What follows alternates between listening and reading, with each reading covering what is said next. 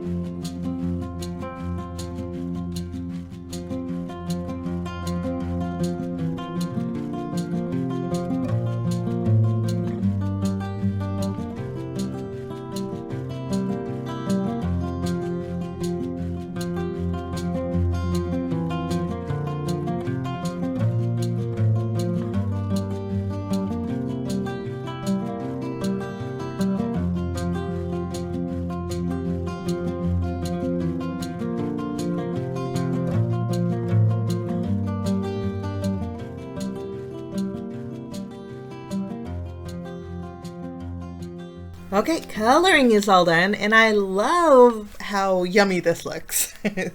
Now this is again called Sundae Afternoons, and it is actually sold on its own. for the stamp set, which I have, and then they have the die set, and I'll list it below, but it is also sold at the Simon shop as a bundle.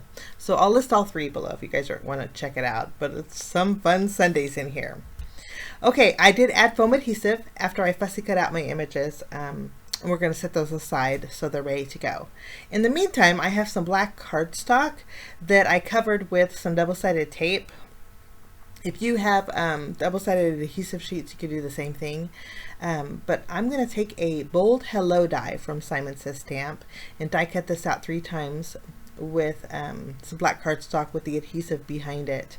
I'm going to layer all 3 of these together to create a more sturdy and dimensional sentiment.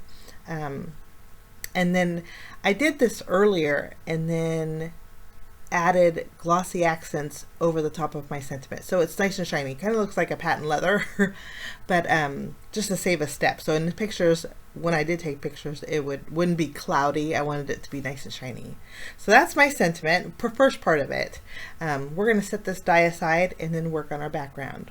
So for my background, we have a stencil. The stencil is called the Square Dance stencil. It's by Simon also. Love the pattern in this. And then I have some pixie spray. We're going to spray behind it to create a little bit of tackiness. Well, that sets a bit. I do bring in my Gina K masking paper, Masking Magic paper, which all I have left in it, I didn't realize this, but I just have bits and pieces. I need to order some more. So what we're going to, this is what I suggest at this point. Taking a 4 1/4 by 5.5 inch panel, taking a circle die and creating a window in that panel. You're going to use both the positive and negative of that panel. I'm not doing that only because I don't have that size of a sheet, so I'm going to improvise.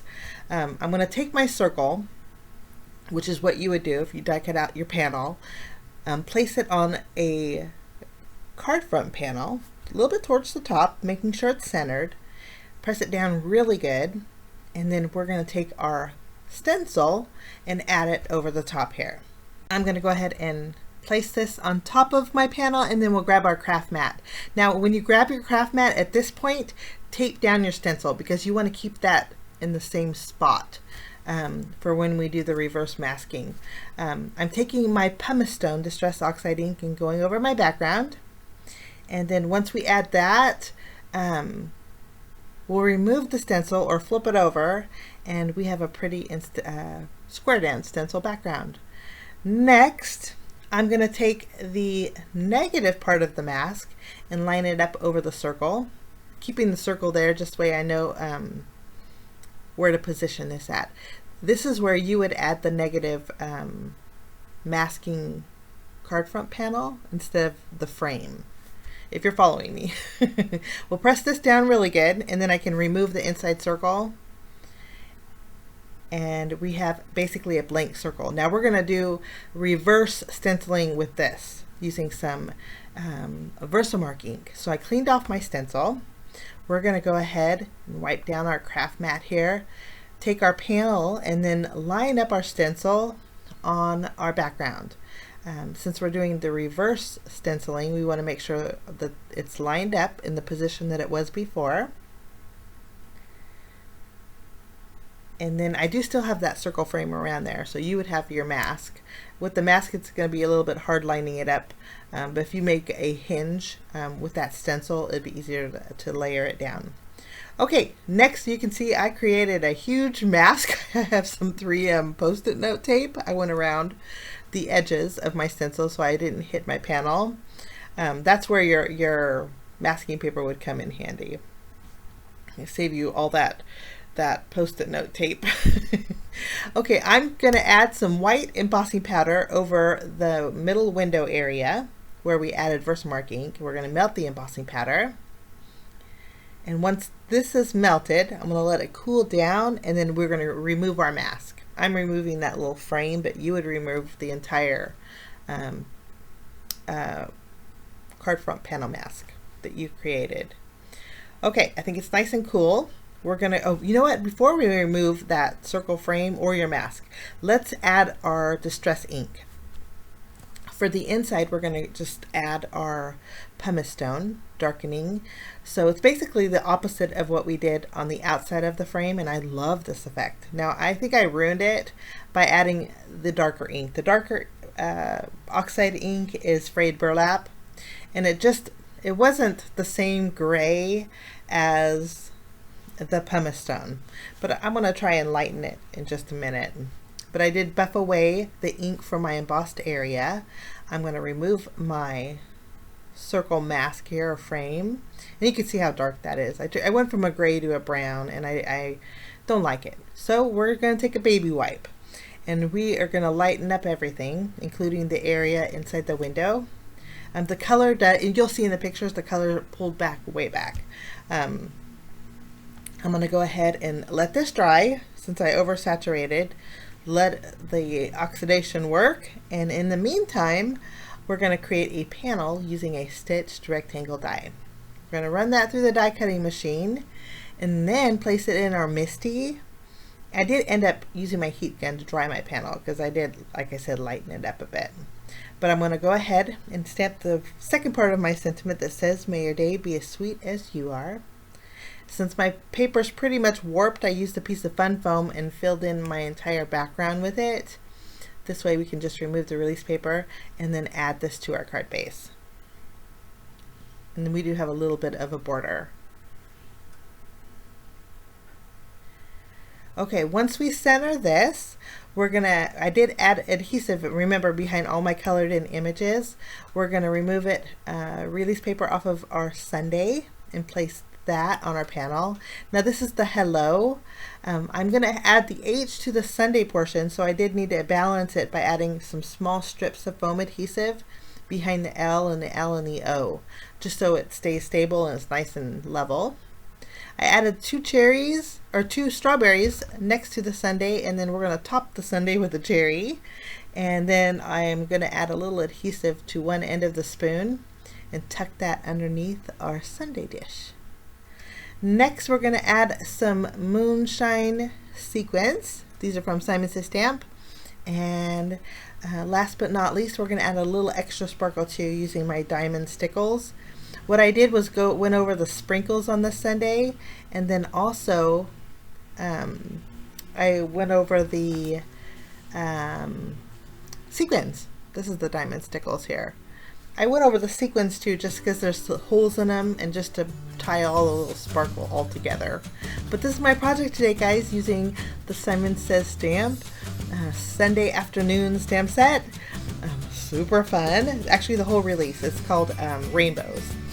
The whole release is super fun, and I'll have more details for that over on my blog. Thanks for joining me. Have a lovely day, and we will see you soon, guys. Bye-bye.